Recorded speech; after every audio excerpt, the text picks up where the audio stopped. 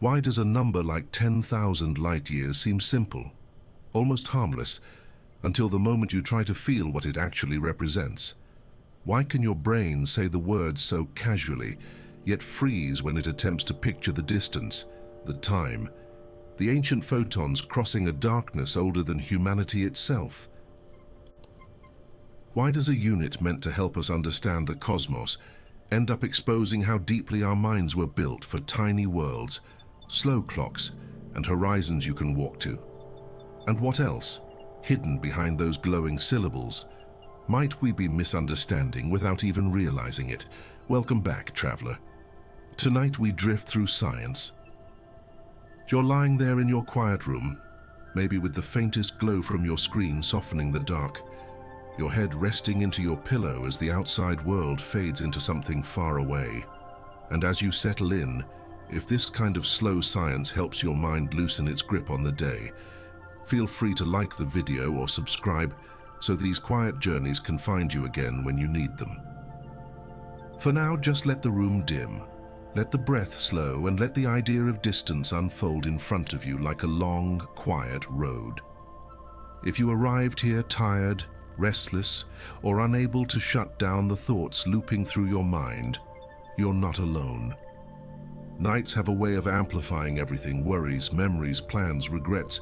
It's okay if you're wide awake right now. It's okay if you can't focus perfectly, or if your attention drifts somewhere softer. You don't need to understand every detail of the cosmos to rest here. You don't need to keep up with every number or concept. This isn't a lesson you'll be tested on. It's simply a place to breathe, to listen, and to feel the scale of things settle around you like a blanket. Tonight, we'll explore why light years, meant to simplify the universe, end up bending our intuition instead. We'll move between the stars above and the people here on Earth who tried to measure them. Astronomers adjusting lenses in cold observatories, computers humming in dark control rooms, centuries of experiments stretching from dusty notebooks to the James Webb's gold mirrors. We'll look at misunderstandings, illusions of scale, and the strange way the universe hides its true size behind familiar words. And slowly, gently, we'll untangle how light years can make even a brilliant mind picture the cosmos in the wrong proportions. So tonight, we'll walk slowly through distances so vast they reshape the imagination, through the tricks our senses play, and through the quiet truth of what a single beam of light must endure to reach your eyes. Nothing here is urgent. Nothing here demands perfect attention. You can drift in and out as you like, letting the ideas wash over you like a tide. If you want, turn off the last lights, settle deeper into your bed, close your eyes, and let the scale of the universe surround you without pressure or expectation. Our journey begins gently now. You start by imagining something simple, a single point of light in a quiet sky. It feels small, harmless, almost delicate, like a grain of dust reflecting a flashlight.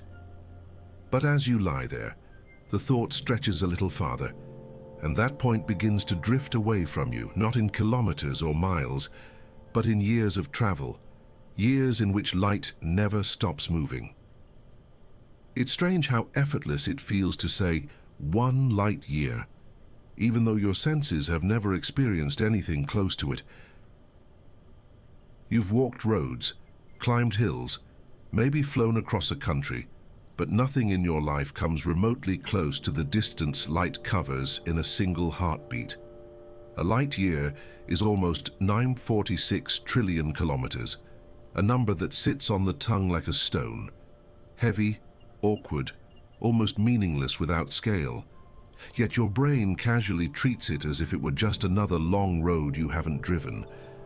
Astronomers face this same problem. In old observatories, they used chalkboards and dusty ledgers to convert those distances into something workable. Even today, with glowing screens and satellite data streaming in, researchers still pause sometimes and whisper, "This number can't be right, can it?" As you picture yourself floating above Earth, the planet shrinks beneath you. The atmosphere thins, the continents blur, and suddenly the world feels like a tiny marble resting in an ocean of black. This is the first trick light years play. They make everything familiar seem miniature. Scientists often say our species evolved to understand small distances, tree to river, cave to water source, edge of a village, not the gap between stars. Not the cold gulfs where even light, the fastest thing in existence, must stretch itself thin just to arrive. In the late 1800s, a group of astronomers using primitive telescopes tried to measure the distance to nearby stars by watching them wobble slightly as Earth orbited the Sun. They expected big, obvious shifts. Instead, the stars refused to budge, mocking their expectations with silence. The universe was screaming a message they weren't ready for. You are much smaller than you think. You can feel that message now as you imagine a beam of light leaving a star, not racing, not blinking, but simply traveling, steady, patient, unwavering. For years so long you could live an entire life without it reaching its destination. The beam carries stories of the star's past, crossing dust clouds and magnetic fields, bent gently by gravity wells, stretched by the expansion of space itself. And one day, long after the star has changed, that light reaches Earth and falls into a telescope or your eyes. When astronomers try to explain this to students, they always face the same reaction. A pause, a half smile, and then that quiet whisper, "Wait, what?" Because a light year isn't just a distance. It's a memory, a timeline, a relic. Every star you see is showing you an older version of itself, frozen by the time light needed to reach you. If you were to stand on your balcony at night and look up, you're seeing the sky as it once was, not as it is. Stars flicker with decades, centuries, and millennia of delay. Some of them might already be gone, their last photons still en route to your retinas. Astronomers at the European Southern Observatory often stumble on this realization during late-night calibrations. They'll sit in the dim glow of red safety lamps, hear the distant hum of cooling systems, and realize they're studying ghosts of stars, not stars themselves. Your mind tries to grasp this, and something inside you stretches, uncomfortably, beautifully. Because light years reveal the limits of intuition. They expose the mismatch between the scale your brain evolved for and the scale the universe actually operates in. And yet, there's something calming about that mismatch. It reminds you that not understanding immediately doesn't mean you're slow or confused. It just means you're human. Picture yourself floating farther now, leaving Earth behind, past the moon's orbit, past the orbits of planets, past the quiet kingdom of comets. Everything circles the sun in slow, elegant arcs. But even the entire solar system becomes tiny once you start thinking in light years instead of kilometers. Voyager 1, humanity's tiny ambassador, launched in 1977 and still sprinting through the dark, hasn't even traveled one full light day, let alone a light year. And yet we speak of light years as casually as a weekend trip. This is the second trick light years play. They lull you into thinking you understand them, simply because the phrase sounds familiar. But familiarity isn't comprehension. Astronomers know this intimately. They tell stories of nights where complex simulations failed because someone misinterpreted a distance in parsecs as light years, leading to errors so large they only noticed when the galaxy they were modeling bent in impossible shapes. Your brain, like theirs, loves shortcuts. It takes something incomprehensibly large and reduces it to something kind of big. It's not your fault. It's simply how cognition evolved. Safe, efficient, functional for Earth, not built for the cosmos. As you breathe slowly, the thought becomes gentle instead of overwhelming. you're allowed to feel small. You're allowed to not grasp something that wasn't designed for human intuition in the first place. Imagine extending a hand toward a star whose light takes 1,000 years to reach you. You'll never touch it. But in imagining it, you glimpse a scale you weren't meant to understand. And yet somehow, in this quiet moment, you get a little closer. And that's enough for now. Because the universe isn't asking you to master it, only to rest in it. While that thought lingers softly, another question begins to form, one that pulls us toward the next part of our journey, where light years stop being distances and start becoming illusions. The first misunderstanding hides inside the phrase itself. When you hear light year, your brain doesn't picture a distance, it hears a clock. Years are birthdays, calendars, school terms, rent cycles, anniversaries. Your nervous system is wired to feel time as emotion, waiting, aging, missing, hoping. So when distance is measured in years, your mind quietly swaps space for story, and suddenly the universe feels like a narrative instead of a geometry problem. Lying there, you might notice how different it feels to say 10 trillion kilometers compared to 1 light year. Kilometers feel cold, technical, hard to hold. A light year feels like something you could almost live through, as if you could start walking now and arrive at the other end with more wrinkles and a few good memories. The phrase tricks you into thinking the journey is long but conceivable, when in truth, no human life could even begin to touch it. Astronomers know this, so they carefully separate light travel time from look-back time in their models. In the glowing control rooms of space telescopes, they run simulations where galaxies slide away from each other, and labels like 10 billion light-years appear on the screen. New students often assume this means 10 billion years from here on some cosmic highway, when in reality it's more like this light has been traveling for that long through an expanding, shifting fabric. Think about a lighthouse on a stormy coast. Each flash of light races outward, but the water moves, the air shifts, the ships drift. If you tried to redraw the scene using only how long the light has been traveling, your map would be warped. That's what happens when the universe expands while light is in flight. A light year measured as time doesn't match a simple straight line distance anymore. The name stays neat, the reality gets messy. Inside research institutes, cosmologists argue over diagrams filled with grids and curved lines. They speak about co-moving distance, proper distance, and light cone diagrams, carving reality into different kinds of lengths depending on when you measure them. Yet the phrase that makes it into documentaries, textbooks, and casual conversations remains the same, deceptively simple: light years.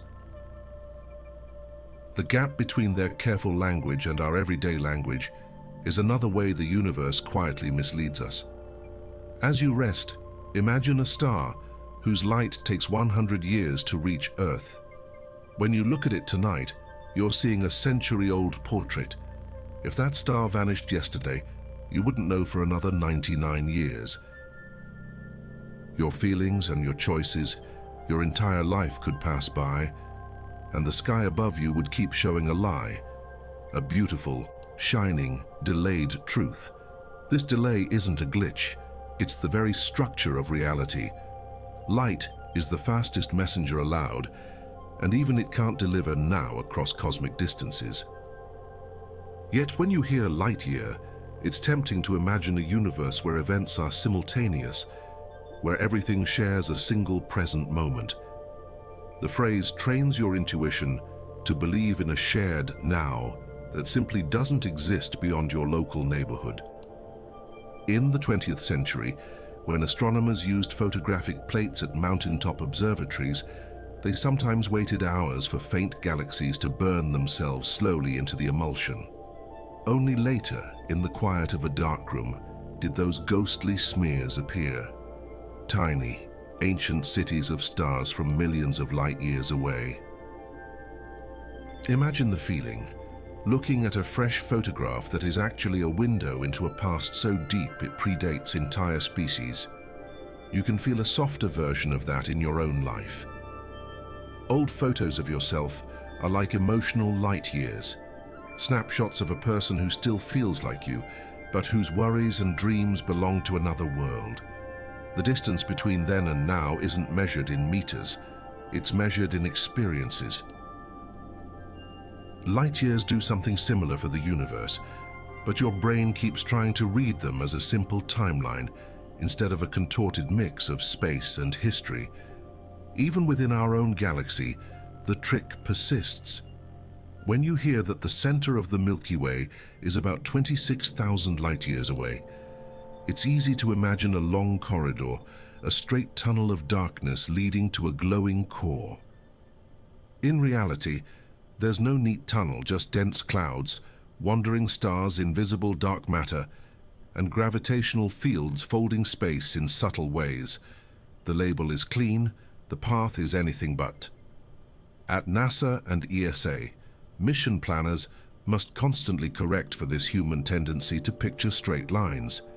Spacecraft trajectories are plotted as curves through shifting gravitational landscapes, not ruler straight beams. Yet when the public hears about those missions, reports often simplify everything. We sent a probe billions of kilometers away. The phrase billions of kilometers lands heavily. A few light hours sounds almost casual. As you lie still, perhaps you can sense this distortion at work in your own imagination. A light year feels manageable compared to the raw number hidden beneath it. It's like calling an ocean a few million cups of water or a mountain so many stacked floors. The unit changes how overwhelming the thing feels, even if nothing physical about it has changed at all. Psychologists studying numerical cognition have found that our mental number line compresses big values. When numbers get large, we don't feel the difference between them as sharply. 10 versus 20 feels big. 10 billion versus 20 billion hardly registers. Light years ride that same mental curve. Once distances are labeled that way, everything far away starts sounding roughly similar, even when the difference is staggeringly huge. This is why galaxies separated by 100 million light years and by 1 billion light years can blur together in your mind as very far. The vocabulary smooths over distinctions that matter deeply for cosmology. The brain, relieved, stops trying to picture specific scales and settles into a vague, fuzzy impression of distance that feels safe but inaccurate. Astronomers sometimes fight back with metaphors. They'll say, if the sun were the size of a grain of sand, the nearest star would be another grain of sand several kilometers away. Or, if one step were a light second, you'd need to walk for years to cross the galaxy. These images aren't perfect, but they push your mind away from the false feeling that light years are tidy, evenly spaced rungs on a ladder. You might remember teachers drawing timelines on a board, squeezing billions of years of cosmic history into the same length as a few centuries of human civilization. Light years compress things similarly. When you hear 100,000 light years across for the Milky Way, it doesn't just describe distance. It casually stacks ancient events, collisions, and star births into something your mind mistakes for a single, static object. In reality, that galaxy has been changing the entire time light has been traveling across it. While one photon makes the journey, stars are forming and dying, planets are cooling, black holes are feeding. The phrase light year quietly hides those evolving stories inside a single out-frozen measure. Back in the days when Edwin Hubble was measuring distant galaxies with variable stars, he miscalculated some distances because the universe turned out to be expanding faster and in more complex ways than anyone expected. His instruments were precise. The assumptions behind them were not. It's a reminder that even the best minds can be tricked when their mental pictures of distance don't match the universe's behavior. You don't have to memorize those historical details. It's enough to feel the pattern. Light years are useful, but they are also addictive. Once we adopt them, we start building entire intuitions on top of them, forgetting that they are not the universe itself, but a tool we invented to talk about it. As you exhale, imagine those tools laid out on a table in front of you. Rulers, clocks, maps, equations, units. Each one is a way of translating reality into something a human can work with. Each one also distorts, leaving fingerprints of human limitation on cosmic truth. Light years, with their soft, poetic ring, may be one of the most seductive distortions of all. Yet there is beauty in this imperfection. Our inability to fully picture these distances is the same vulnerability that lets us feel awe, humility, and wonder. If the universe were comfortably sized, there would be no stretch, no vertigo, no quiet dizziness. As you try to imagine 10,000 years of continuous light, you can let that dizziness cradle you instead of frighten you. Let it be like rocking on a slow ocean, on a boat you never need to steer. You don't have to reach the far shore with your understanding. You only have to notice that the shore is farther than the word year can express. Somewhere in the darkness above you, photons are still on their way, mid-journey between galaxies, carrying snapshots of arrangements that no longer exist. We label their travel time with neat numbers and call it distance, but the reality is stranger and softer than that. It's a history written in light, stretched across a moving, expanding canvas. Hold that thought gently, because the deeper we go into these illusions, the more we'll see how our brains, our language, and even our diagrams warp the universe into shapes that feel comfortable but aren't quite true. And in the next steps of this journey, those distortions will become even clearer, like faint lines on a map that suddenly stop matching the landscape beneath your feet. When you look at the night sky, you feel as if the stars are arranged in a quiet, twinkling dome wrapped gently around Earth.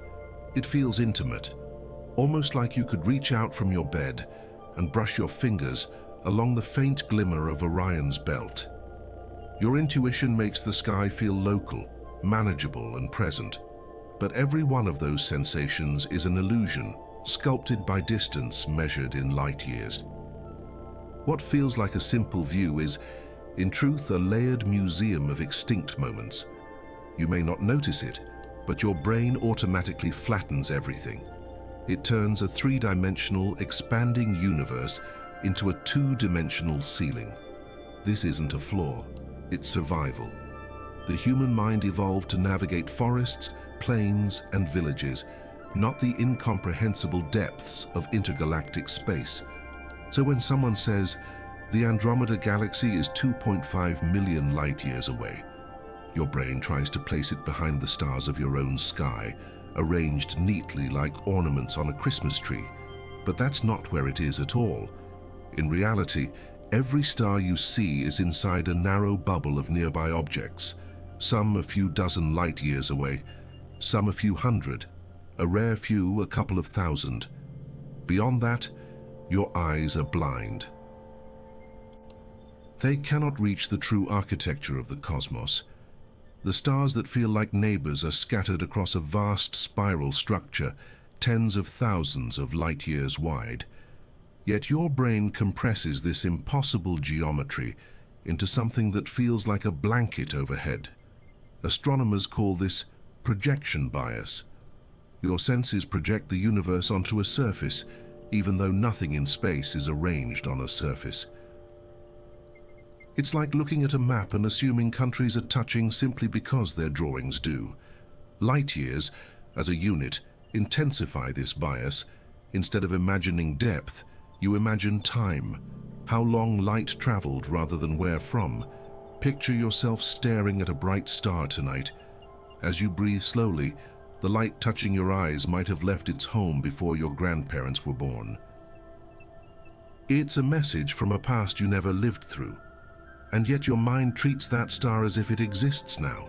in this moment, like a pixel in a live feed. This is one of the deepest illusions. The universe you see is not a universe that currently exists. Astronomers face this confusion every day. In the early years of the Hubble Space Telescope, scientists sometimes misinterpreted certain galaxy shapes because they were seeing them across enormous look-back times. A galaxy 10 billion light-years away is not a distant neighbor. It is a fossil, a relic of a universe that was younger, smaller, denser, and stranger.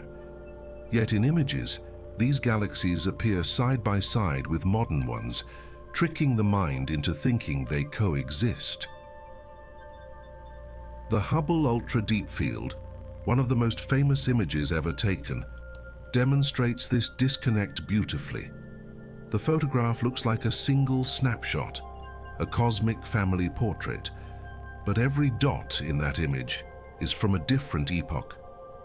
Some galaxies are seen as they were 13 billion years ago, others are relatively modern. The picture is actually a collage of incompatible timelines pretending to be a single moment. Light years create the illusion that we are seeing one cohesive universe.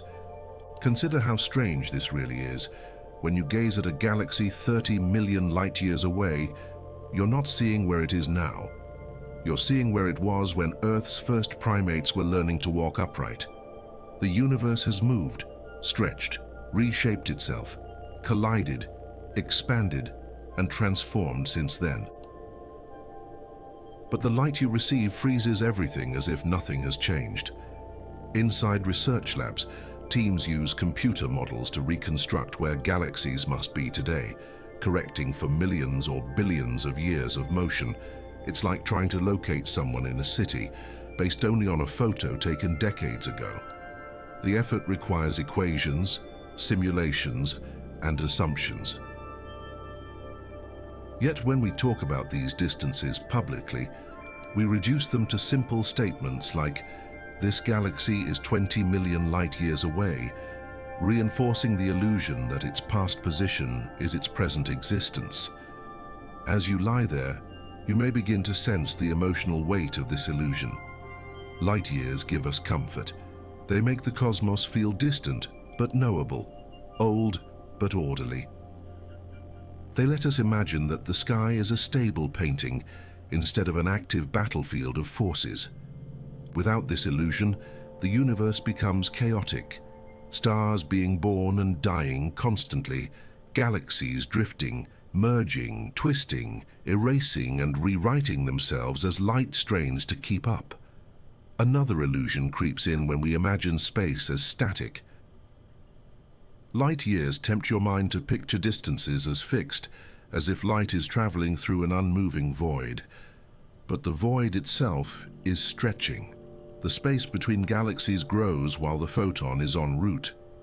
By the time a message from a distant star reaches Earth, the distance between that star's current position and our own is often larger than the number of light years used to describe it. The universe outruns the very measure we use to describe it. In observatories around the world, astronomers compensate for this with calculations involving proper distance, luminosity distance, and angular diameter distance. These aren't just fancy terms. They are attempts to correct the tricks that light years play on the human mind. Yet outside those buildings, in classrooms, documentaries, and nighttime conversations, almost no one mentions these distinctions. You aren't meant to feel bad about that. It's natural. Your mind seeks simplicity.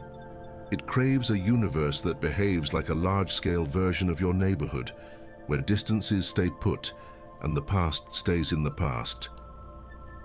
But light years blend past and present, time and space, distance and history, compressing everything into a single deceptive number. Let yourself picture a star field that behaves honestly. Imagine each star floating at the correct depth, some so far behind others that the sky would stretch into a tall cosmic canyon instead of a ceiling. If your eyes could detect true distance, the night sky would no longer look like a sheet of glitter. It would look like a cathedral of abyssal towers, with some lights hanging impossibly deep and others near enough to feel like drifting companions. But we do not live with eyes like that. We live with eyes that flatten and simplify. Eyes that serve the forest, not the universe. And so the illusion persists. The sky looks small. The stars look close. The universe looks timeless. The deeper illusion, though, is this. Even when you understand the deception, even when you know light years are tricking you, the feeling doesn't change. Your brain knows the truth. Your intuition refuses it. And there is something oddly comforting about that stubbornness, as if the mind gently protects itself from cosmic overwhelm. Allow that softness to hold you now. Because the further we go, the more light years will show their power, not just as a measure of distance, but as one of the most elegant, persistent illusions human beings have ever mistaken for reality.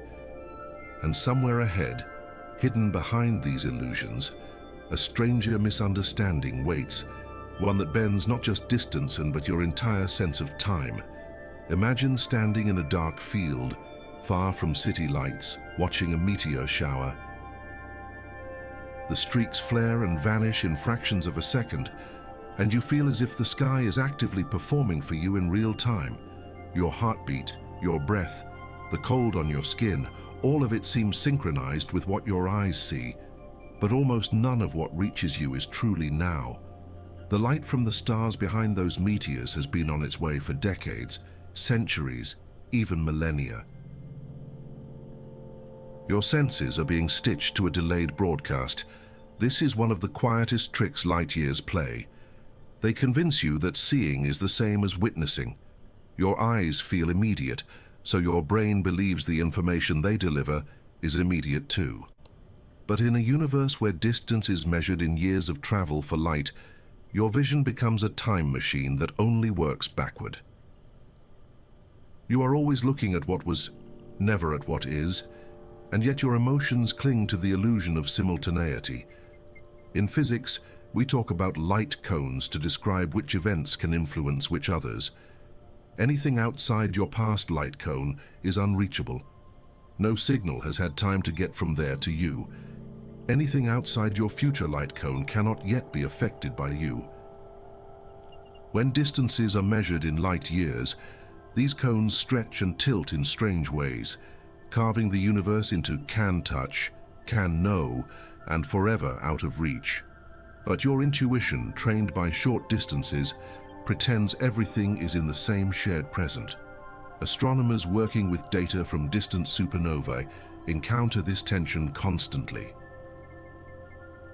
When they detect a supernova millions of light years away, people ask, did it just happen? The answer is always no. It just happened millions of years ago. The explosion is long over. Its remnants have cooled and dispersed. The flash you see tonight is the late arrival of news from a vanished event, like opening a letter from someone who's already gone. Lying in your bed, you might think of your messages and notifications, how you get frustrated when someone takes hours to respond. Imagine replacing those hours with millions of years and the phone screen with the entire sky. The universe never replies in real time. It cannot. The distances are too large, and light, for all its speed, is too slow to stitch reality into a single, shared instant. This delay reshapes causality. Here on Earth, cause and effect feel tightly linked. You flip a switch, the light turns on, you clap, you hear the sound, but on galactic scales, cause and effect can be so spread out in time that they no longer fit together in your imagination. A galaxy may collide with another one long before the light from their earlier histories even reaches you. Light years turn causal chains into ghostly overlaps. In research papers, cosmologists use diagrams where time is drawn vertically and distance horizontally, and light rays travel diagonally up the page. Each line represents events influencing other events. When distances reach billions of light years, These lines tilt so steeply that some galaxies will never be able to exchange information, not even at light speed. They might as well exist in separate universes, despite sharing the same cosmic fabric. Your mind, though, resists this fragmentation. It prefers to imagine a single cosmic theater where everything plays out on the same stage, at the same time, just farther or closer. Light years, by wrapping distance in the language of time, encourage this misconception. Millions of light years away sounds like a location, but it also implies a time delay your intuition quietly edits out. There's another trick hiding here, the way we draw space in our heads. In simple textbook illustrations, galaxies are scattered across a flat sheet sprinkled with dots. Distances are marked with neat arrows and labels in light years. It looks straightforward, almost like cities on a map. But the real universe isn't a static sheet. It's an expanding, stretching, evolving structure where the length between 2 points depends on when and how you measure it. Astrophysicists sometimes work with co-moving coordinates, a system that expands along with the universe so that galaxies stay in roughly the same coordinate positions while the underlying grid stretches. To make predictions, they switch between this expanding frame and more intuitive distances. It's like using two different rulers for the same landscape, one that changes length over time and one that doesn't. Light years float uneasily between these perspectives, pretending to belong comfortably to both. As you rest there, you can imagine the cosmic web, vast filaments of dark matter and galaxies, like glowing dew on invisible threads. Superclusters sit at the nodes of this web, separated by hundreds of millions of light years. Yet your mental picture probably compresses all of this into something closer to a network of neighboring towns. The phrase hundreds of millions of light years sounds big, but your intuition quietly rounds it down to far. This rounding happens with time as well. 100 years, 1,000, 1,000,000. They all blur when your life spans only a few decades. Light years exploit that blur. 10, 100, or 1,000 light years, after a while, they all collapse into the same vague category, too far to worry about.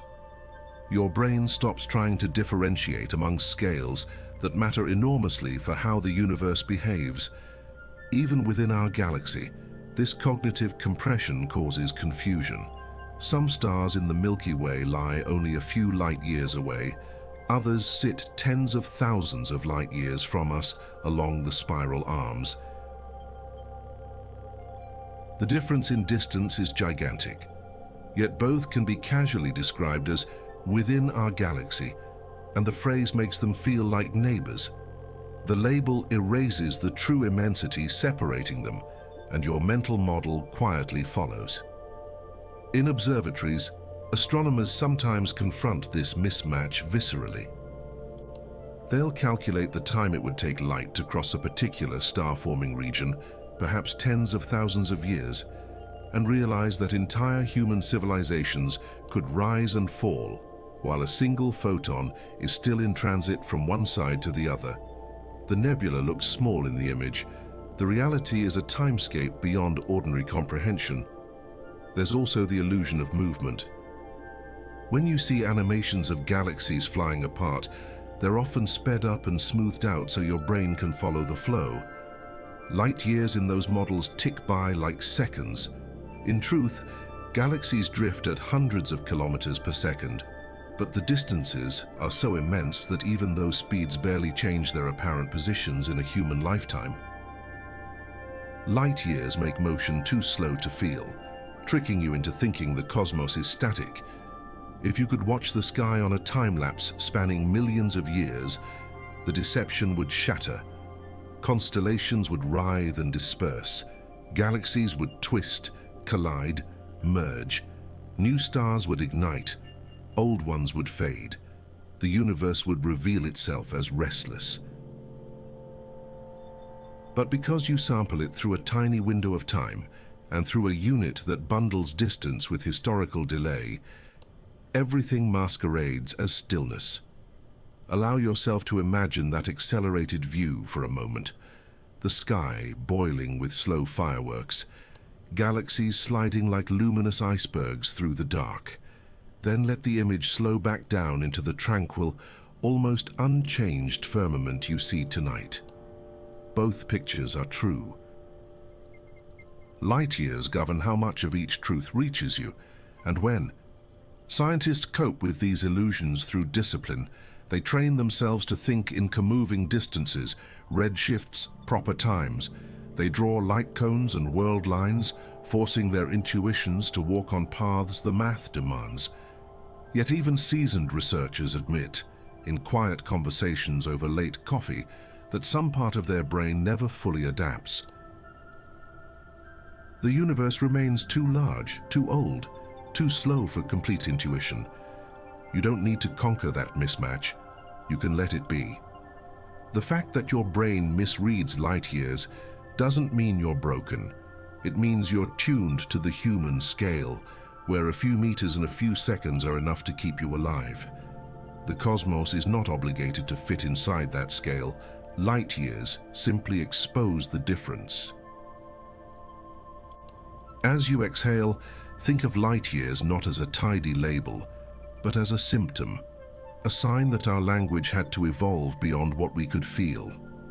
We wrapped time around distance because kilometers weren't enough, and in doing so, we created a unit that helps and misleads us at the same time, a bridge that's also a funhouse mirror. Somewhere ahead in this journey, there is an even stranger realization waiting, that the universe we see through light years is not just delayed and distorted, but fundamentally incomplete. There are regions whose light will never reach us, events forever beyond our grasp, and yet we still try with our small Earth-sized minds to sketch a picture of it all before we sleep. Astronomers didn't always have words like light year to lean on. Early sky watchers talked about stars as fixed, endlessly distant lanterns pinned to a crystal sphere. When better telescopes arrived, that illusion cracked. Stars shifted slightly against one another as Earth moved around the Sun, a tiny effect called parallax. The closer a star is, the bigger that apparent wobble. Measuring that wobble gave scientists their first real sense of stellar distance, and with it, the first faint whisper that the universe was much larger than their instincts had ever imagined. Those early measurements were humbling. Even the nearest stars showed barely any parallax at all, meaning they were far beyond anything a human could ever hope to reach. From those tiny angular shifts, astronomers calculated distances expressed in numbers so large they felt absurd. Kilometers stopped being useful, and new units had to be defined. When light year entered the vocabulary, it felt like a relief, a way to talk about a terrifyingly big universe using the familiar language of time. But that familiarity came with a cost. When a scientist says a star is 4 light years away, they mean that light, traveling at nearly 300,000 kilometers per second, needs 4 full years to cross that gulf. Your intuition, however, quietly edits that down into something softer, something less alien. 4 doesn't sound like much. You've waited 4 years for school to end, lived 4 years in the same job, watched 4 years of life wash by. The word year lulls you into a false sense of control. In dusty observatories, astronomers learned to distrust their own intuition. They double-checked calculations, caught themselves underestimating distances because the light-year numbers felt too small to match the data. A star they thought of as just 4 light years away actually represented 40 trillion kilometers. That flaw wasn't in the math. It was in the brain's instinct to treat 4 as a manageable, almost casual quantity. Your own thoughts do something similar when you hear that the nearest major galaxy, Andromeda, is about 2.5 million light years away. The number sounds big, but because it's just millions, and millions show up in news headlines and budgets and follower counts, your mind shrugs. It places Andromeda in a mental category of really far, next to everything else that's really far, and leaves it there. The universe becomes blurry at the top end of your mental scale. To fight that blur, astronomers invented layers of distance tools. They use parallax for nearby stars, standard candles like Cepheid variables for more distant galaxies, and type Ia supernovae to reach deep into the cosmos.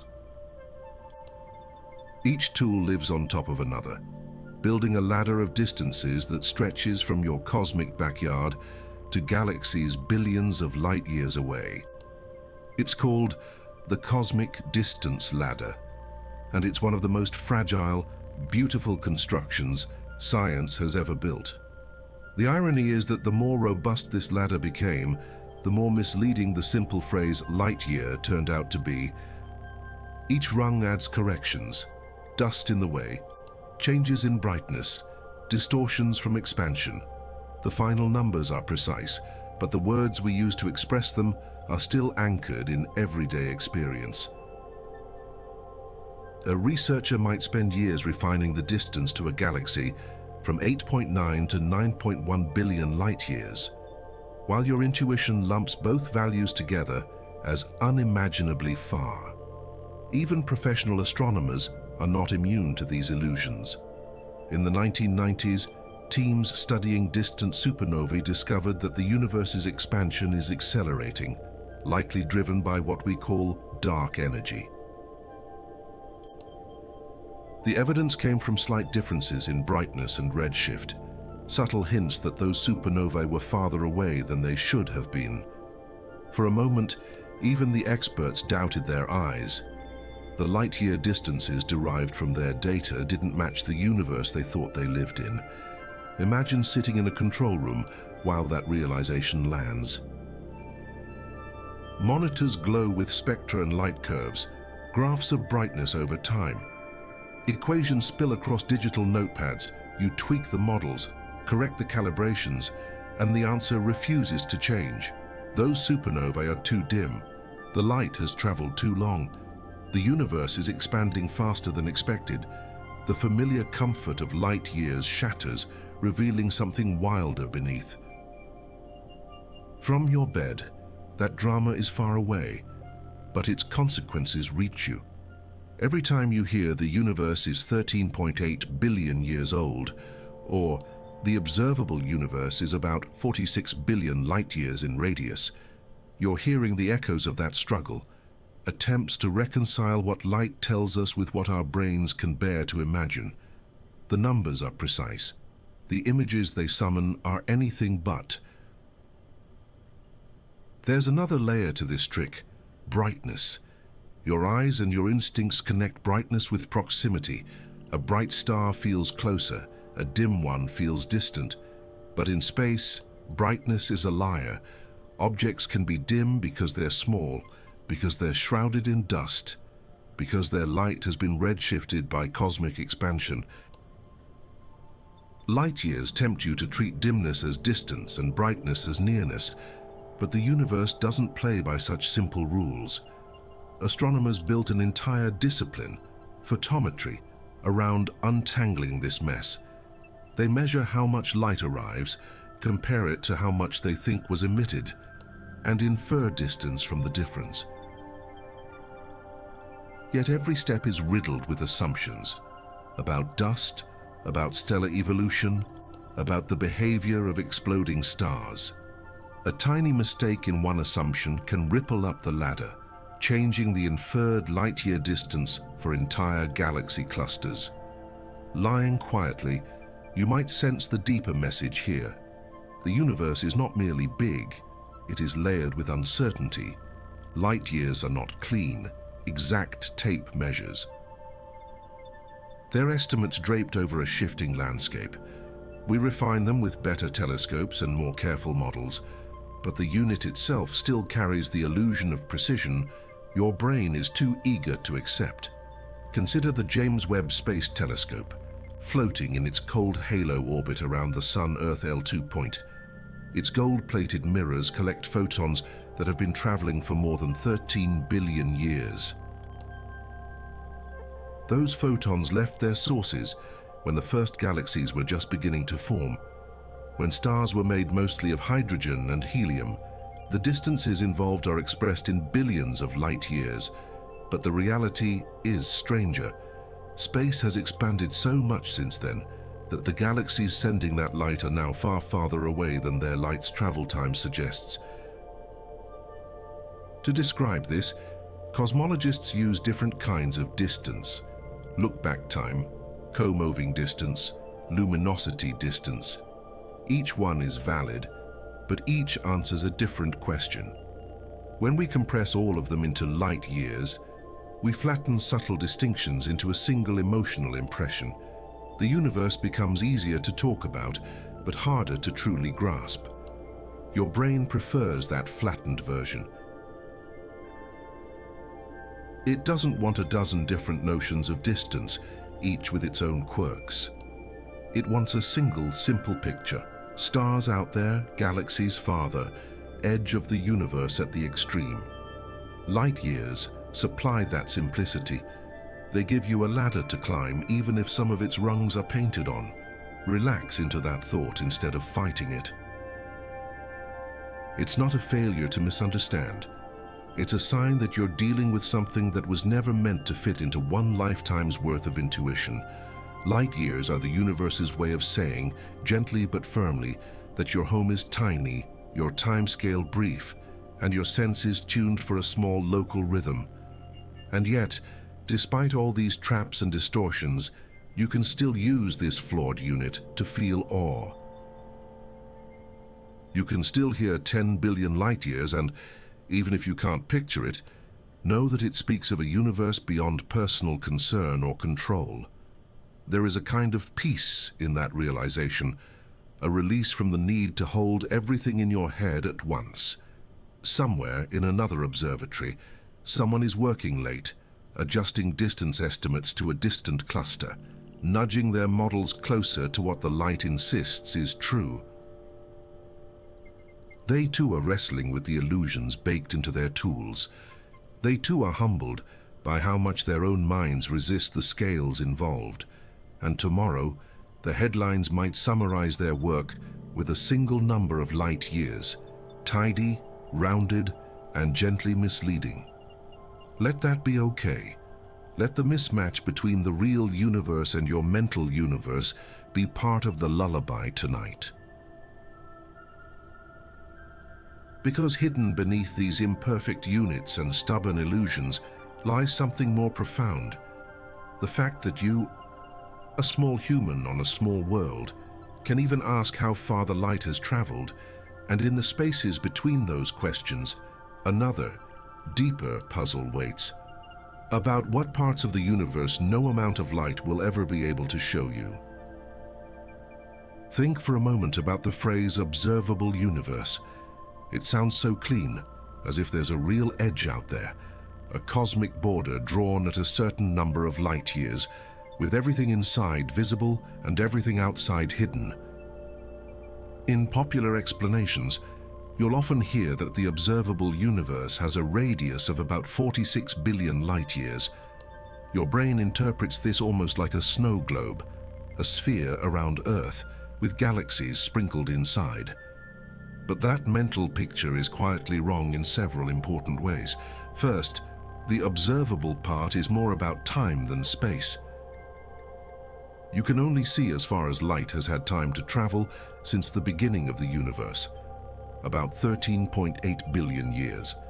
But because space itself has stretched while that light was in transit, the galaxies that emitted it are now much farther away than 13.8 billion light years. So we talk about a 46 billion light-year radius, even though no photon ever crossed that exact distance in a straight E steady shot. This is where the trick deepens. When you hear 46 billion light-years, your mind wants to imagine a simple distance. If light moves 1 light-year per year, then it must have taken 46 billion years to cross that radius. But it didn't. The universe expanded as the light traveled. Our favorite unit fuses speed and time into distance, but expansion quietly warps that relationship. The number you're given is partly a translation, partly a compromise, not a literal path light followed. Cosmologists navigate this maze using redshift, the stretching of light's wavelength as space expands. Instead of thinking in raw light years, they often label galaxies by their redshift values: Z Chakra 1, Z Chakra 3, Z Chakra 10, and so on. These numbers connect more directly to the universe's expansion history.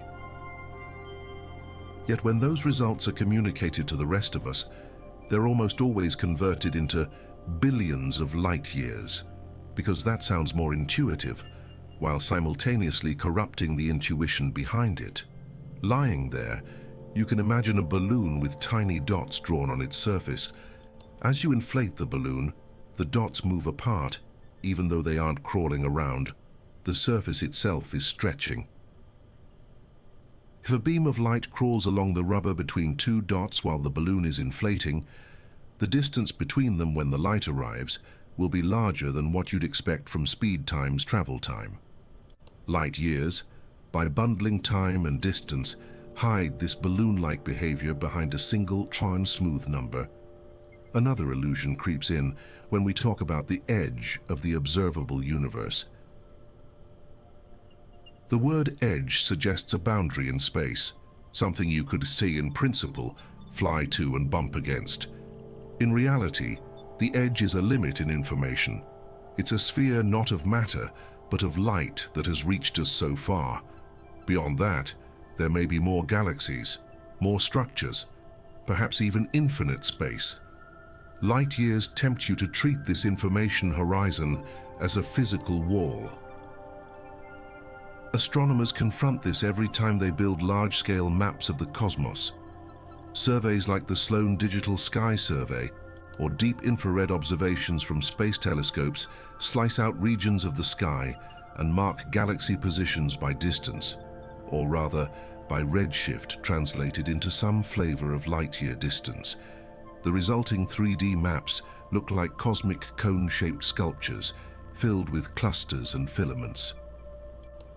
Yet even those maps only show where galaxies were when they emitted the light, not where they reside now.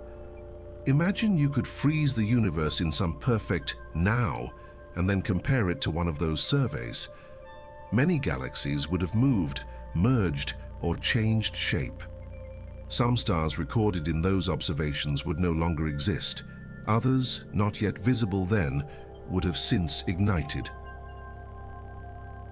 Light years tie our maps to the past, while your intuition stubbornly insists they represent the present. The difference is invisible to your senses, but enormous to the truth. This mismatch affects how we answer even simple questions. When someone asks, "How far away is that galaxy?" there are at least three reasonable answers: how far the light traveled, how far away it was when the light left, and how far away it is now. Each produces a different distance, yet when we compress all of them into X billion light years, your brain treats that result as a single, solid fact, unaware of the complexity beneath. There's also the illusion of completeness. When you see diagrams of the observable universe, often drawn as nested shells of galaxies, clusters, and cosmic microwave background, it's easy to think this is everything. Light years, used to delineate those shells, make the structure feel finished, like a story with a clear beginning, middle, and boundary. But the observable sphere isn't the universe. It's just the part whose light has had time to arrive. Outside that horizon, reality continues, indifferent to what we can measure. In a way, the unit conspires with your storytelling instinct. Human beings like narratives with arcs and limits. Here is where it starts. Here is where it ends. When we say 13.8 billion years since the Big Bang and 46 billion light years to the cosmic horizon, we're tempted to treat those numbers as the universe's final dimensions. They sound tidy, self-contained, But the actual cosmos may have no edge, no outer border, only the edge of what light can tell us for now. As you breathe slowly, you might picture the cosmic microwave background, the faint afterglow from when the universe was roughly 380,000 years old. The light from that era has been traveling for nearly the entire age of the universe, red-shifted into microwaves, stretched by expansion. When we say we're seeing it from about 46 billion light-years away, the phrase tricks your brain into imagining a static spherical shell. In reality, that distance is a carefully defined concept in a dynamic geometry, not a simple measure on a cosmic ruler. Even closer to home, light years distort your feeling of scale. The nearest star system, Alpha Centauri, sits about 4 light years away. That sounds manageable until you translate it into travel times. At the speed of the fastest spacecraft we've ever built, it would take tens of thousands of years to get there. But your mind rarely makes that conversion. It hears 4, pairs it with years, and quietly files the star system under reachable someday, even though, with current technology, it might as well be on the far side of eternity. Inside mission design rooms, engineers never plan voyages in light years. They think in kilometers, velocities, delta V, and fuel. Light years are for communicating the grandness of space, not for piloting through it. The fact that the unit feels so natural to you, while being almost useless for actual navigation, is another sign of how it's tuned more to your emotions than to the raw mechanics of the universe. Another subtle trick is the way light years compress nested structures into a single scale. Your body is about 2 meters tall, your room might be a few meters wide, your city tens of kilometers, Earth's orbit about 8 light minutes from the Sun, the closest star 4 light years, the Milky Way 100,000 light years across. Once light years enter the picture, everything from nearby stars to far-off galaxies gets expressed in the same unit, as though they belonged on a single, intuitive line. But they don't. You can feel this instability if you imagine zooming out from your bed. First the room, then the house, the city lights, the planet, the moon, the orbit of Mars, the outer planets, the Oort cloud, and then the inky reach to the nearest star. Somewhere along that zoom, the numbers stop feeling real. Light years occupy that broken region of your intuition, where everything has already become too big to hold, yet we keep talking as if we still understand. Cosmologists try to patch this gap with careful visualization tools, logarithmic scales, expandable charts, interactive 3D maps. They know that simply printing billions of light years in a caption won't convey the true scale. But even those tools rely on your willingness to accept distortions, squashed distances, curved axes, compressed times, just to fit the universe onto a screen or page. Light years are only the first layer of compromise. As you relax deeper into the mattress, maybe you can appreciate how fragile and heroic this whole project is. Our species that evolved to judge whether a tree branch is within arm's reach invented units that harness the speed of light, then used them to describe distances so extreme they break its own intuition. In doing so, it also invited a host of illusions: flattened skies, phantom edges, false nows, and deceptively tidy horizons. These illusions aren't signs of failure. They're the shadows cast by our tools. Every way of measuring reality leaves a shape in the mind. Light years just happen to leave a particularly strong one, blending time, distance, and history into a single word that feels simple while pointing at something profoundly not. If you let go of the need for perfect understanding, a quieter kind of clarity appears.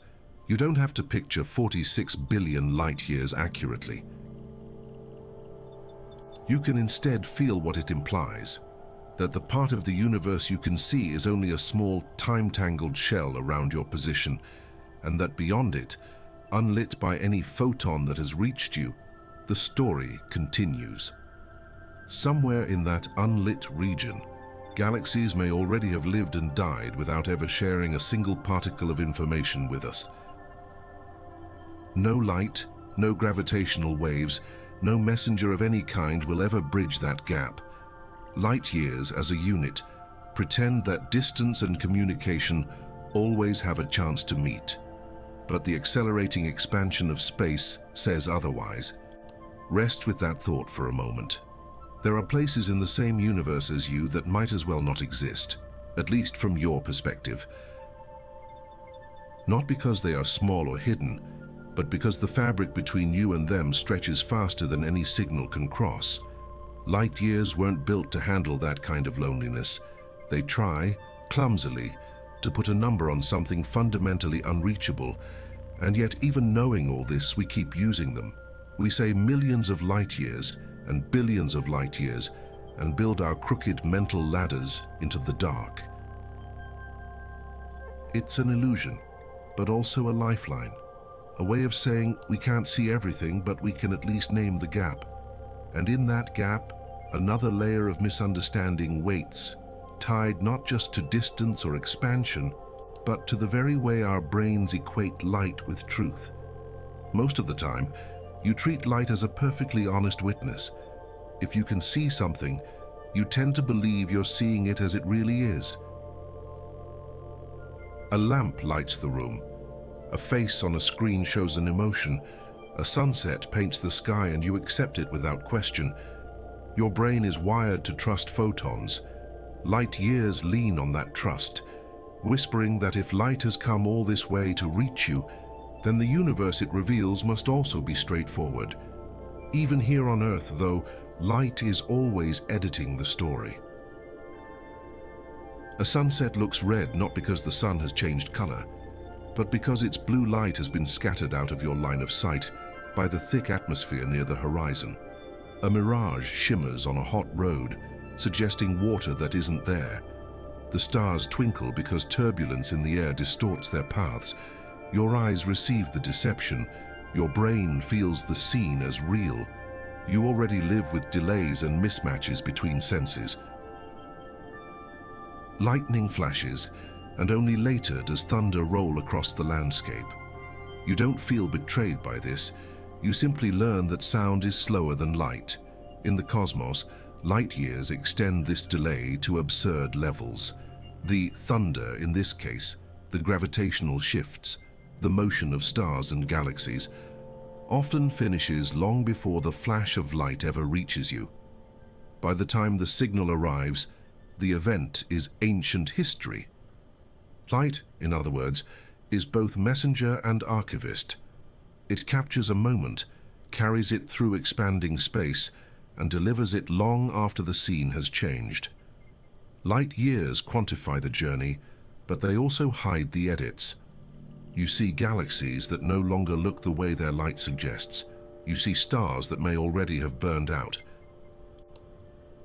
Your brain is not built to constantly factor in this archival delay, so it silently pretends that what you see is what exists. Gravity complicates the picture even more. In Einstein's general relativity, mass bends spacetime, and light follows the curves. When light from a distant galaxy passes near a massive cluster, its path is deflected. To your eyes, that can create illusions. A single galaxy appearing as multiple smeared arcs, or as a ring encircling a central mass. These Einstein rings are gorgeous, but they're cosmic optical tricks, produced by billions of light years of travel through warped geometry. At first, some of these lensing phenomena puzzled astronomers. Two identical-looking quasars appeared in slightly different positions on the sky, flickering in near-perfect synchrony. Were they twins? Coincidence? Only when gravitational lensing was considered did the answer emerge. They were duplicate images of the same object. One quasar whose light had taken different bent paths around an intervening galaxy cluster. Light years alone could not explain the layout. The fabric between source and observer had to be folded into the story. Massive clusters act as natural telescopes. Their gravity magnifies and distorts the light of background galaxies, making otherwise invisible objects detectable. When the Hubble and James Webb telescopes peer through these cosmic lenses, they see smeared, multiplied arcs of galaxies whose light has traveled for over 10 billion years. The distances are given in light years, but the images you see are sculptures carved by invisible gravity fields, not simple snapshots of how far away things are. Your intuition, though, assumes straight lines. It imagines light darting across empty space, tracing the shortest path between 2 points. In reality, there is no absolute straightness in the curved geometry around massive objects. Light years, by baking the speed of light into the unit, subtly encourage the straight-line fantasy. They make it easy to forget that those photons might have taken far longer, more complicated paths than 1 light year per year suggests. Even within our own solar system, this shows up as what's called the Shapiro delay.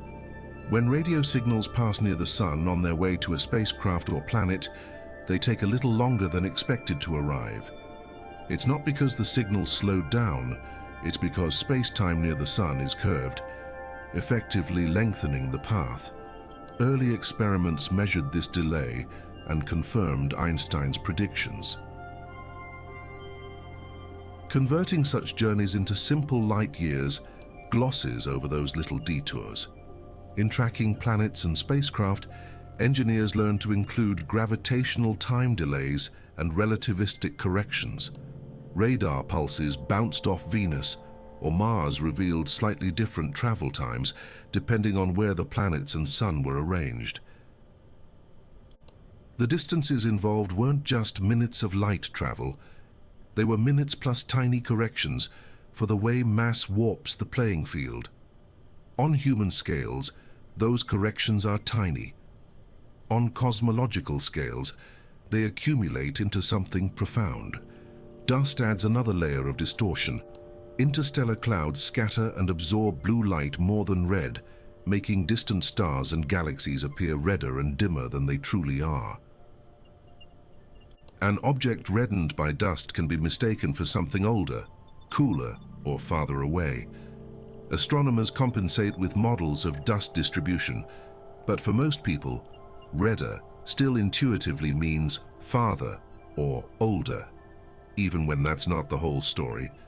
Infrared telescopes, like the Spitzer Space Telescope and the James Webb, were built partly to bypass that dust. They see through veils that block visible light, revealing newborn stars and deeply buried regions of star formation.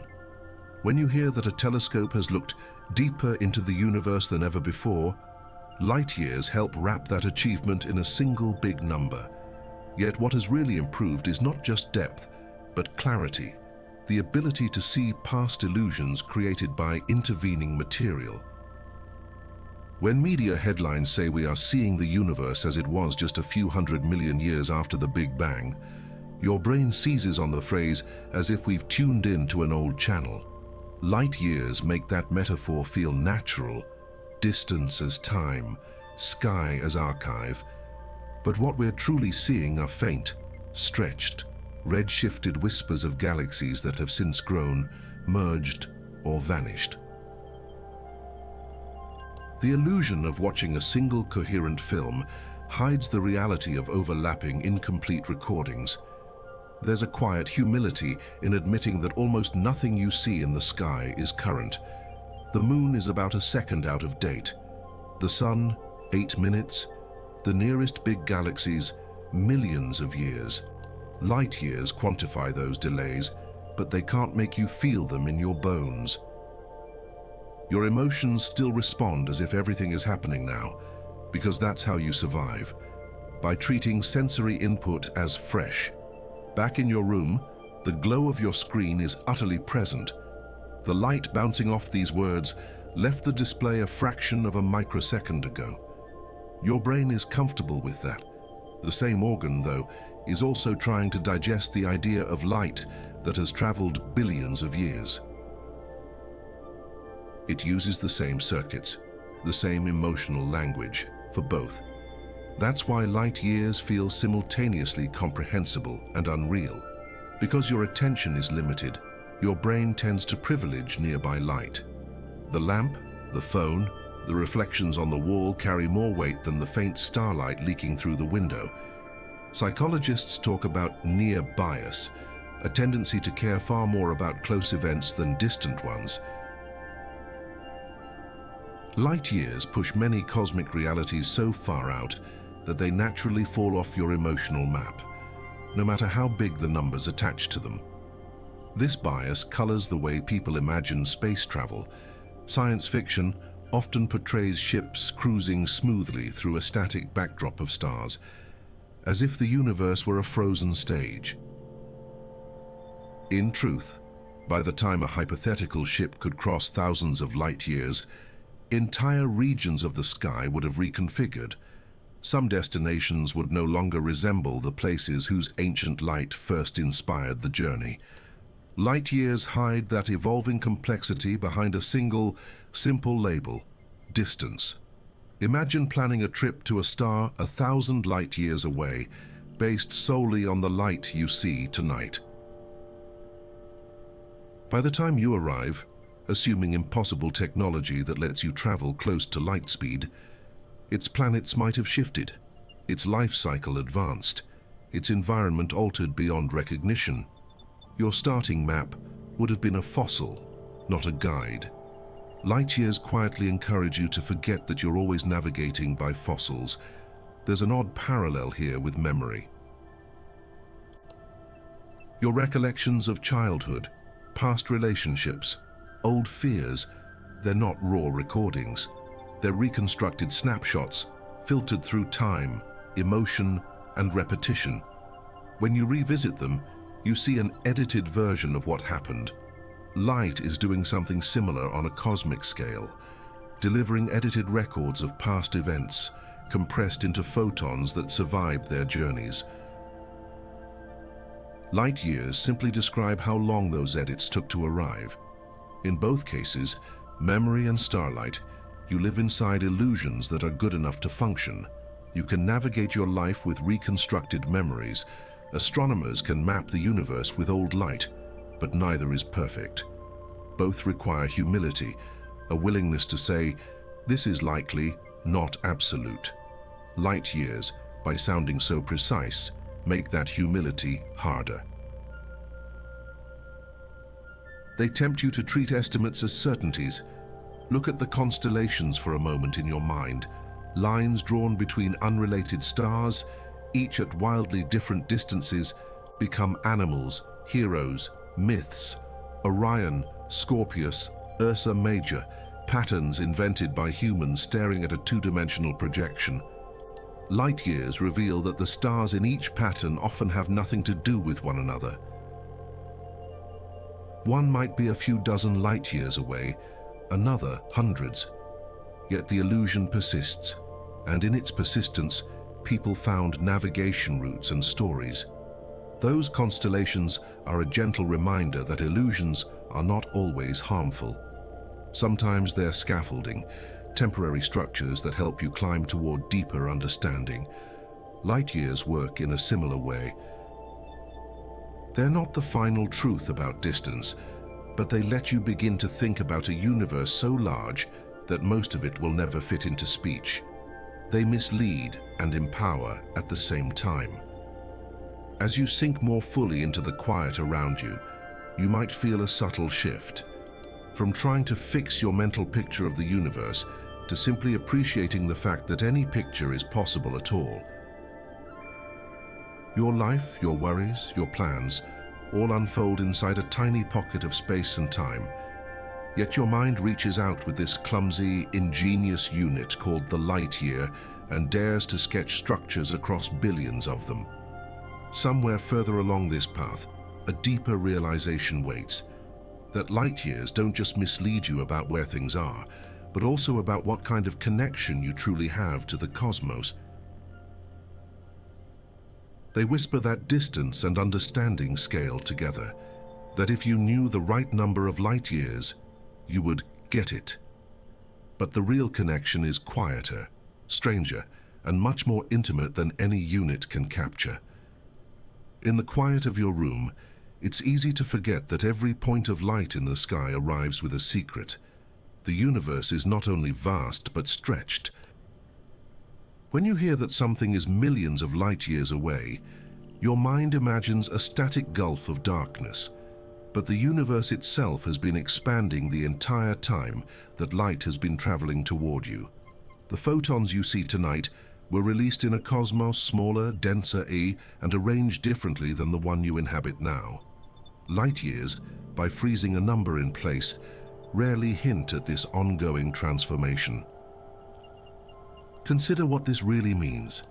A galaxy whose light took 5 billion years to reach you is not 5 billion light years away anymore. As space expanded during the journey, the true distance grew larger, sometimes dramatically. Astronomers call this co-moving distance, a term your intuition isn't built to hold. Light years pretend the universe is a fixed stage. Reality offers a shifting, stretching arena, where distances evolve even as the signal races forward at the fastest speed nature allows. This stretching affects the light itself. Photons that began their journey as blue or white arrive here reddened, their wavelength stretched by the expansion of space. This redshift helps astronomers estimate how far and how long the photons traveled, but the conversion is anything but straightforward. When you hear that a galaxy has a redshift of 1 or 5 or 10, the number hides layers of complexity, cosmic expansion rates, dark energy models, and careful calibration against supernovae and the cosmic microwave background. Dark energy introduces its own twist. Instead of slowing down, the expansion of the universe appears to be accelerating. That means photons leaving a distant galaxy today may never reach us at all. The space between us grows faster than light can cross it. The idea contradicts your intuitive sense of causality. If light is the ultimate speed limit, how can something outrun the ability to be seen? Light years offer no warning that the universe contains horizons beyond which information simply cannot return. Scientists first suspected this acceleration when they measured distant type Ia supernovae, stellar explosions with predictable brightness. Two teams in the late 1990s realized something unsettling. Faraway supernovae appeared dimmer than expected, as if the universe had stretched more than models predicted. Years of checking instruments, rerunning calibrations, and comparing independent datasets eventually led to a revolutionary conclusion. The universe was not just expanding, but speeding up. Light years alone could never hint at that discovery.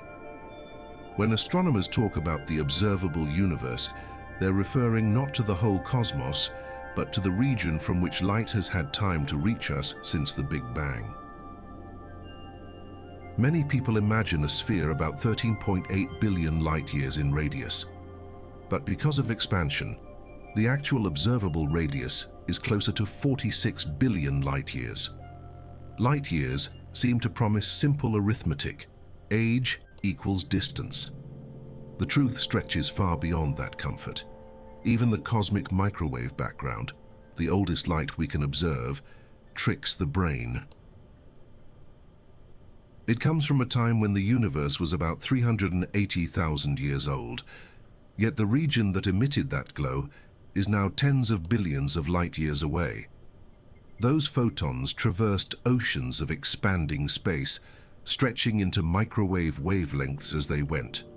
When you hear 13.8 billion years, it's tempting to equate that with 13.8 billion light years, but the path those photons followed is not the same path you would measure now. Imagine for a moment that you're floating at the edge of the observable universe, watching a photon begin its journey toward Earth.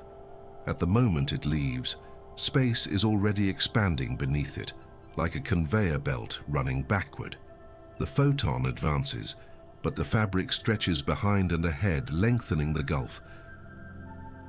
By the time it arrives at your eyes, the distance between you and its source has grown far beyond the time-traveled X speed of light you instinctively use. Light years oversimplify a universe that refuses to be simple. Astronomers rely on sophisticated cosmological models, the LCDM model CARS for instance, to estimate distances. These models incorporate dark matter, dark energy, baryonic matter, and precise measurements of the expansion rate. Using these models, distances are often given not in light years, but in parsecs, megaparsecs, and co-moving coordinates. Yet when the information reaches the public, the translation defaults back to light years because the unit feels friendly, even though friendliness comes at the cost of accuracy. The Hubble constant, the rate at which the universe expands, adds another layer of uncertainty. Depending on which method scientists use to measure it, they get slightly different results. The cosmic microwave background suggests one value, nearby supernova measurements suggest another. This Hubble tension implies that our understanding of cosmic expansion is incomplete. But light years hide that tension behind a single neat number, as if distance were a solved problem rather than an active frontier. Names of galaxies often reinforce illusions of simplicity. A galaxy might be said to lie 10 million light-years away. But that number usually refers to its luminosity distance, a distance inferred from brightness rather than actual spatial separation. In many cases, the true physical distance differs. When your brain hears light years, it assumes a single meaning. Astronomers juggle several: co-moving distance, angular diameter distance, luminosity distance, and more. Each tells a different truth. In your mind, space may still feel like an empty room that merely gets larger, but expansion is not motion through space, it is the stretching of space itself. Galaxies aren't flying apart like shrapnel from an explosion. The metric defining their separation is changing. Light years, tied to motion rather than stretching, reinforce the wrong picture. They encourage you to imagine galaxies moving away, when what's really moving is the scale of the universe's distances. As you sink deeper into this idea, something subtle happens. The scale becomes too large to hold on to, so your thoughts soften, and the exact numbers matter less. You no longer try to picture 46 billion light-years or parse the meaning of redshift 10. You simply feel the immensity as a physical sensation, like pressure fading, like boundaries dissolving.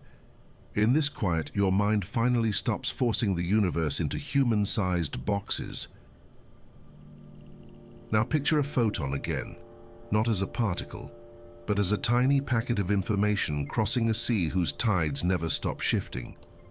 Along the way, space stretches, galaxies drift, clusters evolve, and dark energy pushes everything apart.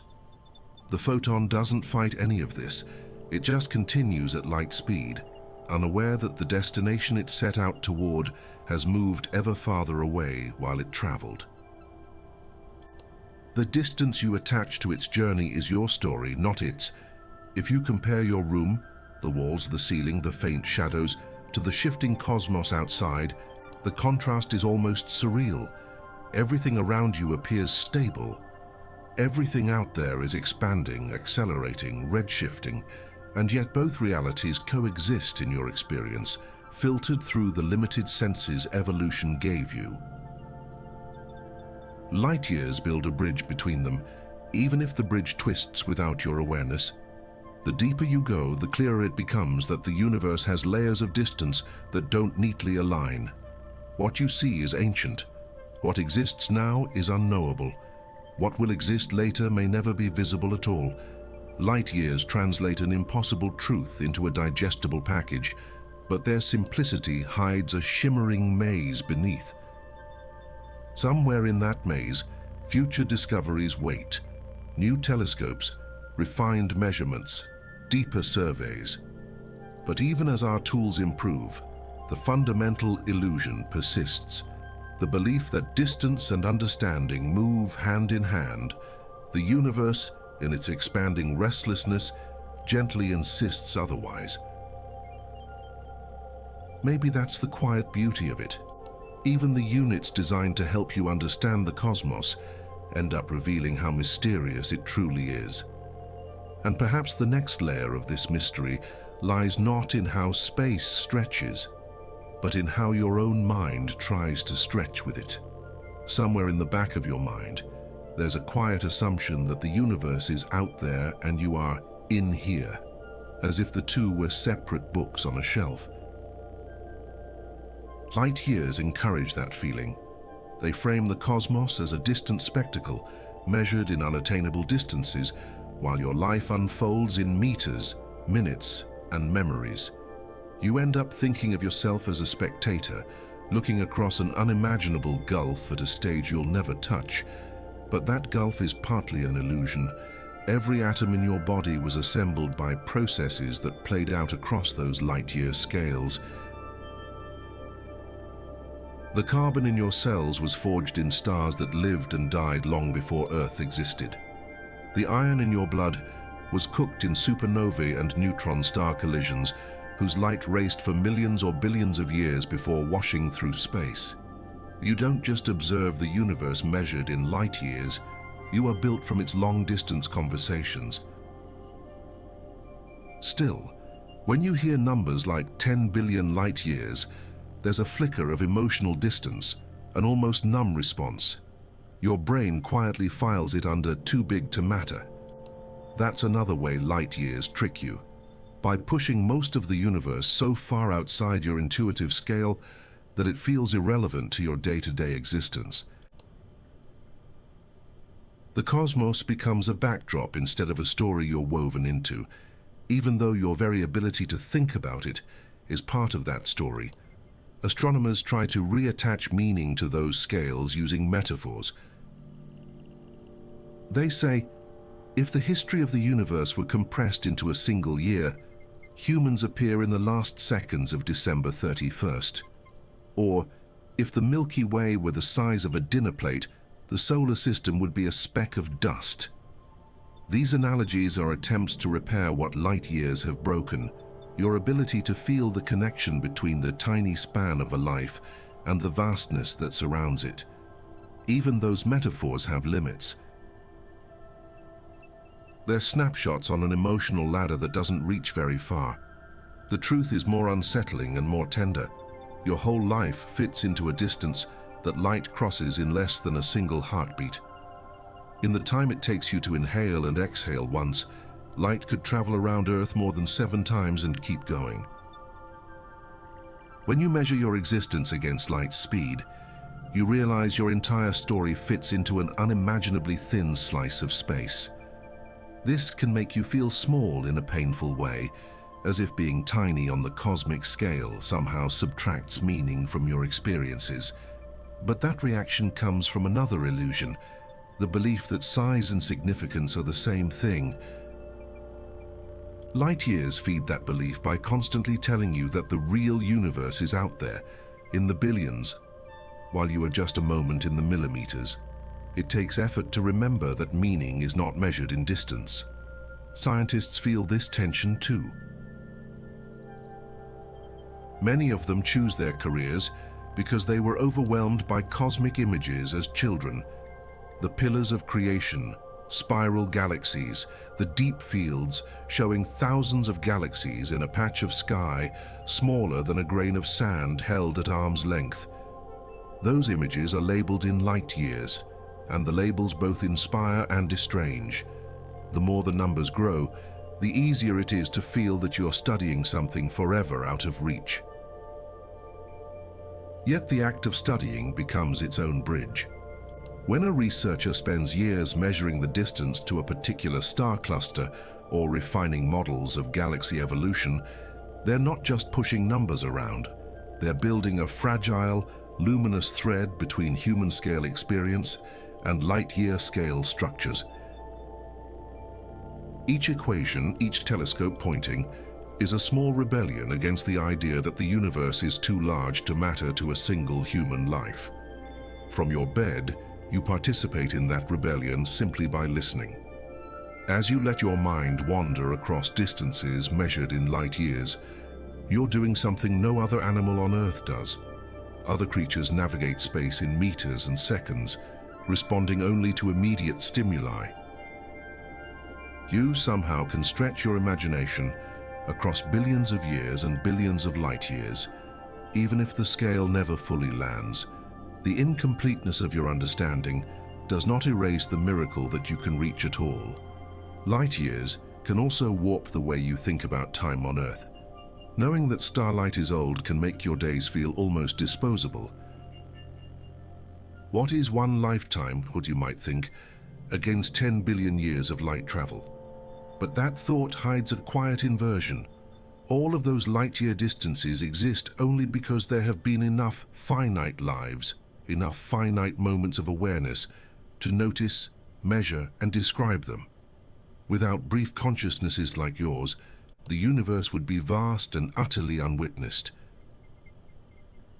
If no one were here to count light years, to define them, to be misled and then gently corrected by them, they would simply be distances never named.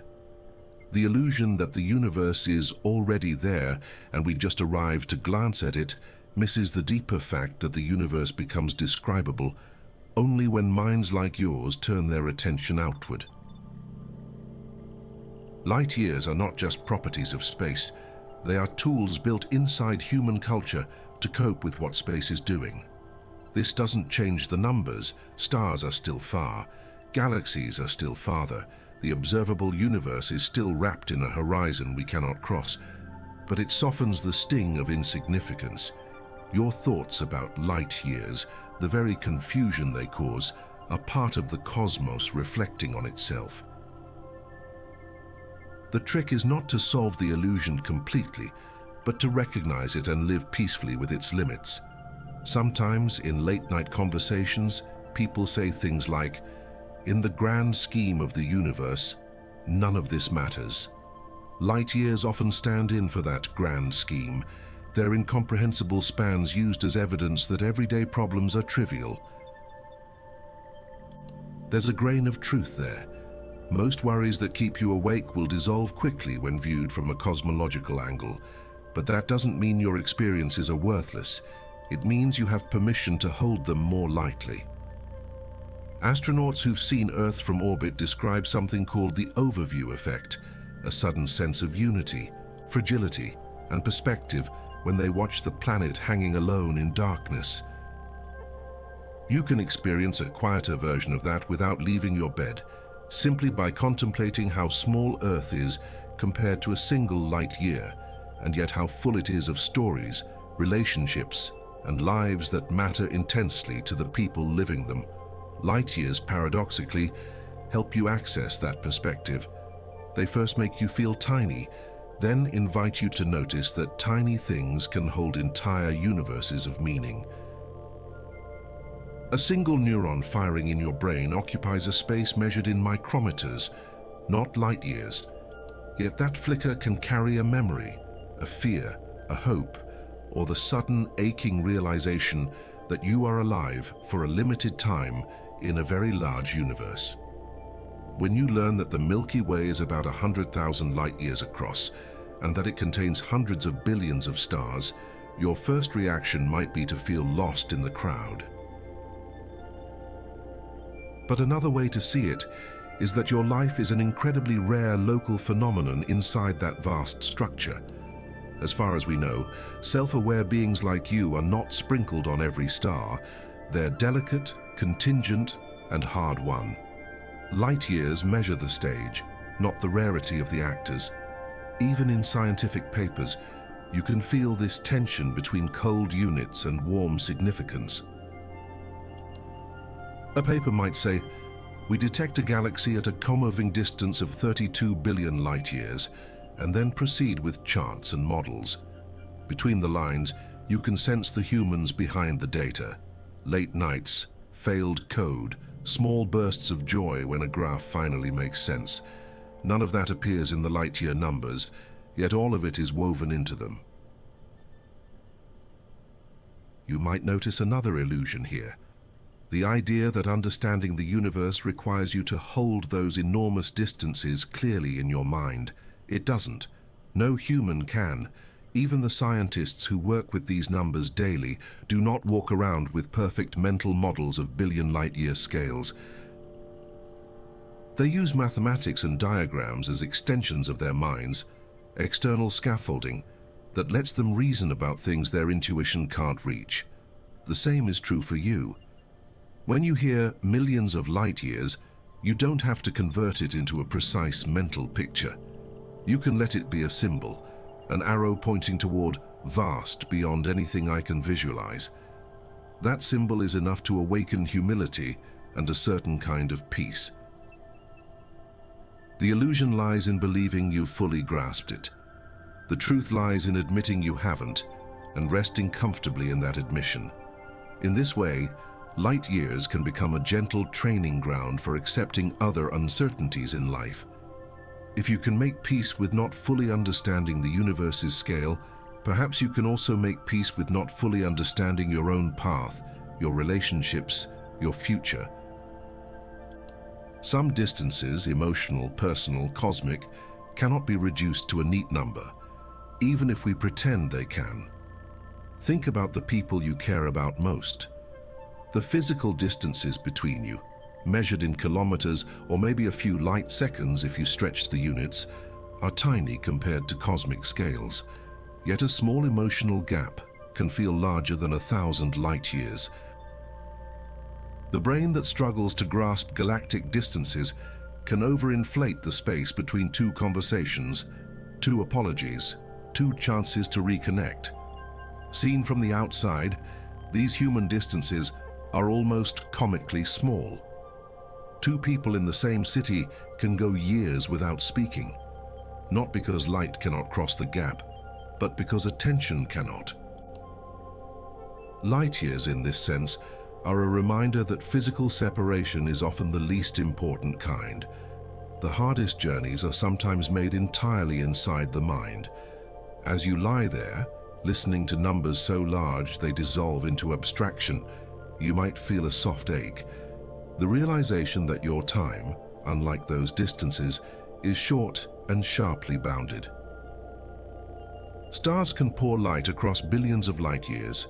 You have a few decades, if all goes well. But that brevity is precisely what sharpens your experiences, what gives each choice, each kindness, each curiosity its weight. It's strangely comforting to know that while light takes ages to cross the universe, the feelings you have in this small room arise instantly, needing no cosmic journey. The warmth of a memory, the ease of a breath, the curiosity pulling you through these ideas, all of that unfolds in a tiny region of space in less than the blink of an eye. And yet it's where the universe becomes meaningful to you. In the end, light years don't just trick your brain about distance, they nudge you into confronting how you relate to bigness and smallness, to importance and insignificance. They show you a universe so vast that you cannot possibly matter to it in any mechanical way, and then quietly reveal that meaning was never something the universe was obligated to hand you in the first place. It's something you create in the spaces light can't measure. And somewhere beyond all the numbers, beyond the expansion and redshift and horizons, there's a quieter realization waiting, that being a small, brief consciousness in a universe measured in light years is not a defect. It's the exact condition that allows wonder to exist at all. Sometimes, when you hear the word horizon, you picture something clear and sharp, the line where the sea meets the sky, or where hills dissolve into clouds. The term cosmic horizon suggests a similar boundary, as if the universe simply stops at a certain number of light years. Your brain likes that image. It feels tidy, but the real horizon isn't a wall out there in space. It's a limit on what light has had time to tell you about, and that's a much stranger thing. You can think of this horizon as a moving front of information. From the moment the universe became transparent to light, photons have been fanning out in all directions, carrying news of early plasma, first stars, first galaxies. Your observing sphere, what you can, in principle, ever see, grows as more of those photons arrive. Light years tempt you to treat that sphere as a fixed radius, a crisp edge. In truth, both the horizon and the distance to those emitting regions keep evolving. The illusion goes deeper. When you imagine that horizon, you might picture yourself near the center of a cosmic bubble, special simply because you're in the middle. But any observer, anywhere in the universe, would see themselves at the center of their own horizon. Light years are measured outward from you, making it easy to forget that every galaxy has its own set of expanding circles, its own story about how far light has had time to travel. There is no privileged center, only local perspectives. Astronomers design entire missions around this idea. Satellites like Planck and WMAP map the cosmic microwave background, the oldest light we can observe, from Earth's orbit. If you moved the instruments halfway across the galaxy, the map would look almost the same. Light years mark out distances from our position, but the physics that generated that ancient glow cares nothing about human coordinates. Your brain, though, quietly clings to the feeling that the numbers are somehow Earth-centered. That same intuition affects how people imagine looking back in time.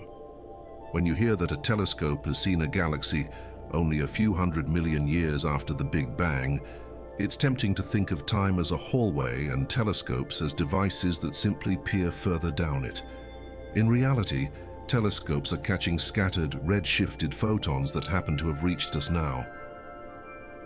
Light years make it sound as if we've gained a direct window into the past, when in fact we're piecing mosaics from delayed fragments. Those mosaics require an enormous amount of human labor. Raw light from a distant galaxy hits a detector, leaving faint digital traces. Teams of scientists then correct for instrumental bias, atmospheric effects, cosmic rays, dust, and the expansion of the universe. Only after all those layers are peeled back do they turn the result into a distance in light years. By the time that single number appears in a caption, countless choices have shaped it, choices that the simplicity of billion light years away completely hides. This simplicity invites another subtle illusion, the idea that the universe is fully mapped, just waiting for us to finish filling in the grid. When you see charts of galaxy distribution, everything is labeled neatly in megaparsecs or light years, like a cosmic subway map. It's easy to forget that these maps are sparse, limited by how deep telescopes can see and where surveys have focused. Light years help create the comforting sense that the universe has been catalogued, even though huge regions remain dark and unknown. Uncertainty lives in those gaps. There are galaxies whose light has been stretched so much by expansion that they're barely visible. Their signals buried in noise. There are objects, perhaps entire classes of phenomena, that don't radiate in ways our instruments can detect.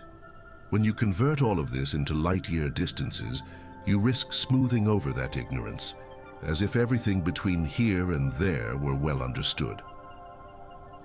In reality, much of that in between remains a quiet mystery. The same thing happens on smaller scales. When astronomers measure the distance to a star using parallax, watching its apparent position shift as Earth orbits the Sun, the raw data are tiny changes in angle.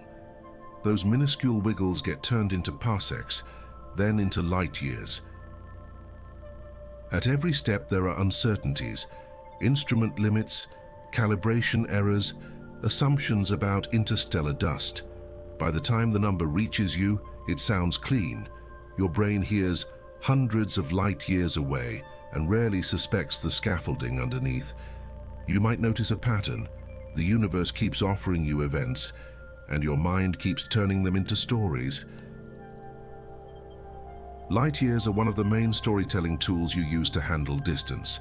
Like any tool, they shape what you build. A hammer is great for nails, less great for glass sculpture. Light years are great for evoking scale. They're less honest about evolving distances, curved space-time, and human uncertainty. The trick is not to throw them away, but to remember what they're bad at. In your own life, you use similar tools. You compress years into phrases like, "a long time ago" or "back when I was a kid." Those phrases are emotional equivalents of light years.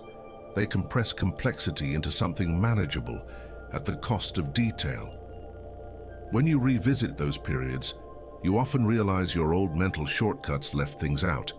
Shades of feeling, forgotten motivations, side stories. The same thing happens when you revisit your understanding of cosmic distance with more nuance. There's a gentle freedom in recognizing this.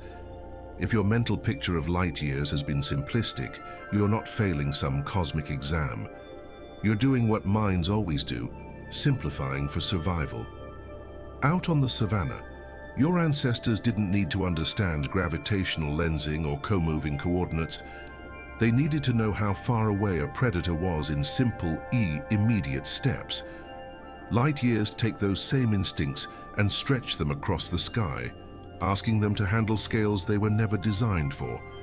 Even scientists, with all their training, lean on intuition and metaphor when first learning this material. A physicist might confess that they still imagine galaxies moving apart rather than space itself expanding, even though they know better mathematically. They use equations to correct their gut. You don't need the equations to live with the same humility. It's enough to remember that your first instinctive picture is probably only half true, and that half-truths can still guide you gently toward deeper understanding. Right now, you're using a very human method to bridge the gap language. Words about light, distance, expansion, and illusion are vibrating through your inner voice, one after another. Each sentence takes a concept that spans billions of light years and folds it into a handful of seconds. This folding is its own kind of illusion. No matter how carefully chosen, words can't truly contain the scale they point to. Yet they don't have to. They only need to invite your imagination to open a little wider. If you close your eyes and picture the universe, you might see a familiar mental image, a web of galaxies, filaments of matter, clusters and voids stretching in all directions. That visualization is itself a composite, built from countless measurements expressed in light years. It's not the universe, it's a map. It leaves out dark matter, neutrinos, magnetic fields, and the inner lives of the beings who drew it. Still, as a scaffold for awe, it does its job beautifully. Now picture your own life floating inside that web. Your experiences, memories, and choices occupy a tiny region of space and time, invisible on any cosmic map. No arrow points to you from the edge of a deep field image.